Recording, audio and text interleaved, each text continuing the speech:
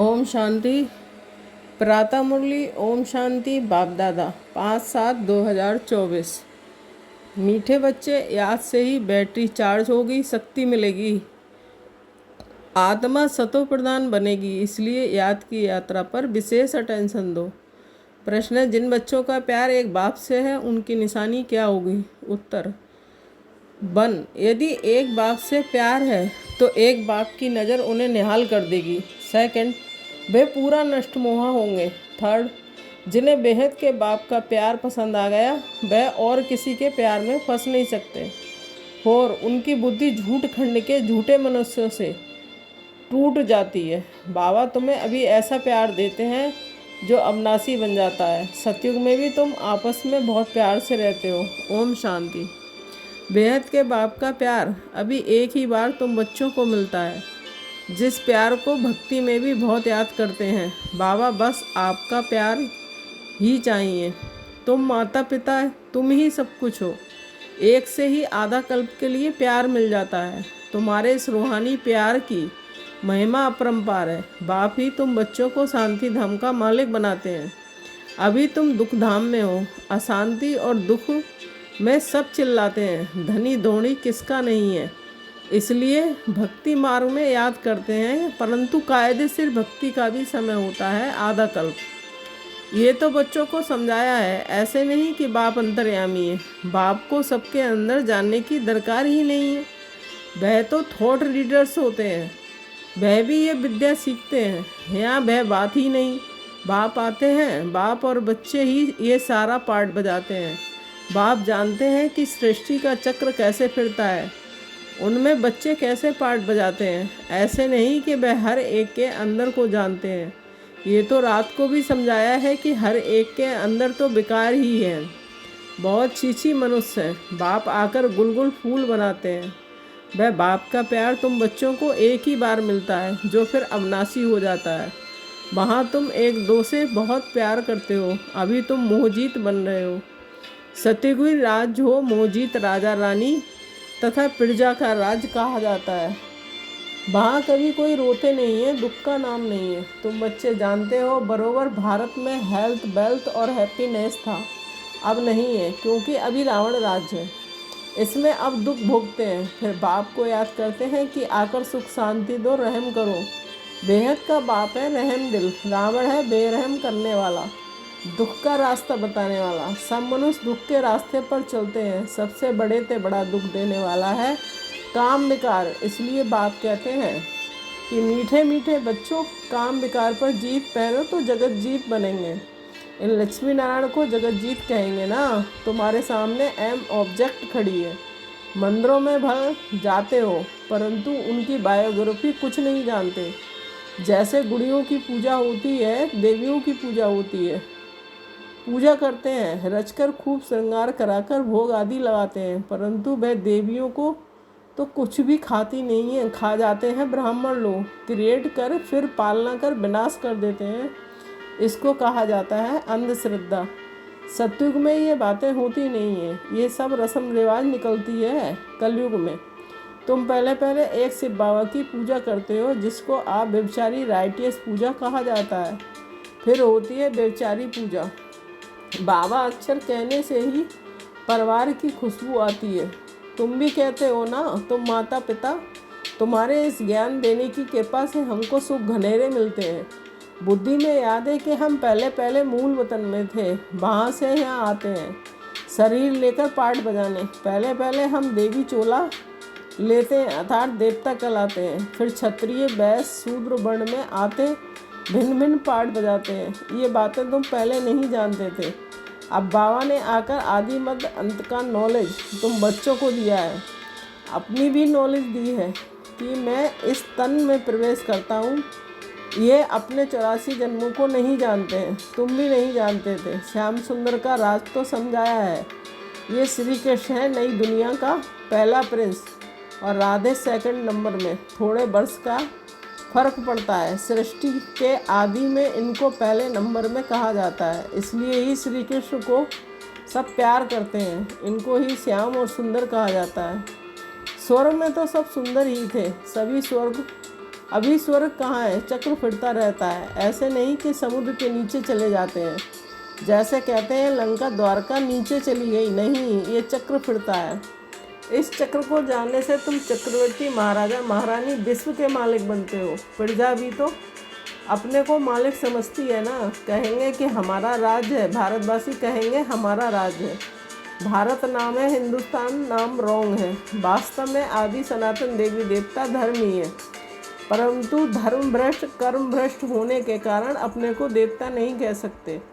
ये भी ड्रामा की नूंद है, नहीं तो बाप कैसे आकर फिर से देवी देवता धर्म की स्थापना करे। आगे तुमको भी अब इन सब बातों का मालूम नहीं था। अब बाप ने समझाया कि ऐसा मीठा बाबा उनको भी तुम भूल जाते हो।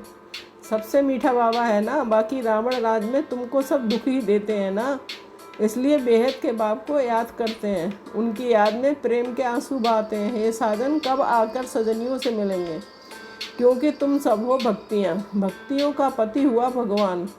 भगवान आकर भक्ति का फल देते हैं, रास्ता बताते हैं और समझाते हैं। ये 5000 वर्ष का खेल है। रचयिता और रचना के आदि मध्य अंत को कोई भी मनुष्य नहीं जानते हैं। रूहानी बाप और रूहानी बच्चे ही जानते हैं, कोई मनुष्य नहीं जानते, देवताएं भी नहीं जानते, ये स्पिरिचुअल फादर ही जानते हैं। वह अपने बच्चों को बैठ समझाते हैं और कोई भी देदारी के पास ये रचयिता और रचना के आदि मध्य अंत की नॉलेज ना हो सके। ये नॉलेज होती है रूहानी बाप के पास, उनको ही ज्ञान ज्ञानेश्वर कहा जाता है। ज्ञान ज्ञानेश्वर तुमको ज्ञान देते हैं राज राजेश्वर बनाने के लिए, इसलिए इसको राजयोग कहा जाता है। बाकी वह सभी है हठयोग। हठयोगियों के भी चित्र बहुत हैं। सन्यासी जब आते हैं वह आकर बाद में हठयोग सिखलाते हैं। वह बहुत वृद्धि हो जाती है तब हठयोग आदि सिखलाते हैं। बाप ने समझाया कि मैं आता ही हूँ संगम पर आकर राजधानी स्थापन करता हूँ। स्थापना यहाँ करते हैं ना कि सतयुग में। सतयुग आदि में तो राजा ही है, तो जरूर संगम पर स्थापना होती है। यहाँ कलयुग में है सब पुजारी, सतयुग में है पूज्य। तो बाप पूज्य बनाने के लिए आते हैं, पुजारी बनाने वाला है रावण। ये सब जानना चाहिए ना। ये है ऊंचते ऊंच पढ़ाई। इस टीचर को कोई जानते नहीं है। वह सुप्रीम बाप भी है, टीचर भी है, सतगुरु भी है। ये कोई नहीं जानते। बाप ही आकर अपना पूरा परिचय देते हैं। बच्चों को खुद पढ़ाकर फिर साथ में ले जाते हैं। बेहद के बाप का लब मिलता है तो फिर और कोई लब पसंद नहीं आता। इस समय है ही झूठ खंड, झूठी माया झूठी काया। भारत अब झूठ खंड है, फिर सतयुग में होगा सचखंड। भारत कभी विनाश को नहीं पाता है। यह है सबसे बड़े से बड़ा तीर्थ। यहाँ बेहद का बाप बच्चों को बैठ सृष्टि के आदि मध्य अंत का राज्य समझाते हैं और सर्व की सद्गति करते हैं। ये बहुत बड़ा तीर्थ है। भारत की महिमा अपरंपार है, परंतु ये भी तुम समझ सकते हो। भारत है बंडर ऑफ वर्ल्ड। वह है माया के 7 बंडर्स। ईश्वर का बंडर एक ही है, बाप एक, उनका वंडरफुल स्वर्ग भी एक है। उनको ही हेवन पैराडाइज कहते हैं। सच्चा नाम एक ही है स्वर्ग, ये है नरक। ऑल राउंड चक्र तुम ब्राह्मण ही लगाते हो। हम सो ब्राह्मण, ब्राह्मण सो देवता। चढ़ती कला उतरती कला, चढ़ती कला तेरे बहाने सर्व का भला। भारतवासी ही चाहते हैं कि विश्व में शांति भी हो, सुख भी हो। स्वर्ग में तो है ही सुख, दुख का नाम नहीं। उनको कहा जाता है ईश्वरीय राज। सतयुग में सूर्यवंशी, फिर सेकंड ग्रेड में है चंद्रवंशी। तुम हो आस्तिक, वह है नास्तिक। तुम धनी के बन बाप से वर्षा लेने का पुरुषार्थ करते हो। तुम्हारी माया के साथ गुप्त लड़ाई चलती है। बाप आते हैं रात्रि को, शिवरात्रि है ना, परंतु शिव की रात्रि का भी अर्थ नहीं समझते। ब्रह्मा की रात पूरी होती है, दिन शुरू होता है। वह कहते हैं श्री कृष्ण भगवान वाच। ये तो है शिव भगवान वाच। अब राइट कौन? श्री कृष्ण तो पूरे 84 जन्म लेते हैं। बाप कहते हैं कि मैं आता हूँ साधारण बूढ़े तन में। ये भी अपने जन्मों में नहीं जानते। बहुत जन्मों के अंत में जब पतित बन जाते हैं तो पतित सृष्टि पतित राज में आता हूँ। पतित दुनिया में अनेक राज, पावन दुनिया में होता है एक राज। हिसाब है ना। भक्ति मार्ग में जब बहुत नौदा भक्ति करते हैं, सिर काटने पर आ जाते हैं, तब उनकी मनोकामना पूरी होती है। बाकी उनमें रखा हुआ कुछ भी नहीं है, उसको कहा जाता है नौदा भक्ति। जब से रावण राज शुरू होता है तब से भक्ति के कर्मकांड की बातें मनुष्य पढ़ते पढ़ते नीचे आ जाते हैं। कहते हैं व्यास भगवान ने शास्त्र बनाए, क्या क्या बैठ लिखा है, भक्ति और ज्ञान का राज। अभी तुम बच्चों ने समझा है सीढ़ी और झाड़ में ये सब समझानी है। उसमें 84 जन्म भी दिखाए हैं। सब तो 84 जन्म नहीं लेते हैं, जो शुरू में आए होंगे वही पूरे 84 जन्म लेंगे। ये नॉलेज तुमको अभी ही मिलती है, फिर सोर्स ऑफ इनकम हो जाती है। 21 जन्म कोई अप्राप्त वस्तु नहीं रहती। जिसकी प्राप्ति के लिए पुरुषार्थ करना पड़े उसको कहा जाता है बाप का एक ही स्वर्ग है, बंडर ऑफ द वर्ल्ड। नाम ही है पैराडाइज। उनका बाप मालिक बनाते हैं, वह तो सिर्फ बंडर्स दिखाते हैं, परंतु तुमको तो बाप उसका मालिक बनाते हैं। इसलिए अब बाप कहते हैं निरंतर मुझे याद करो, सिमर सिमर सुख पाओ, कलह कलेश मिटे सब तन के, जीवन मुक्ति पद पाओ। पवित्र बनने के लिए याद की यात्रा भी बहुत ज़रूरी है। मन मना भक्तो फिर अंतमति सो गति हो जाएगी। गति कहा जाता है शांति धाम को, सदगति होती है यहाँ।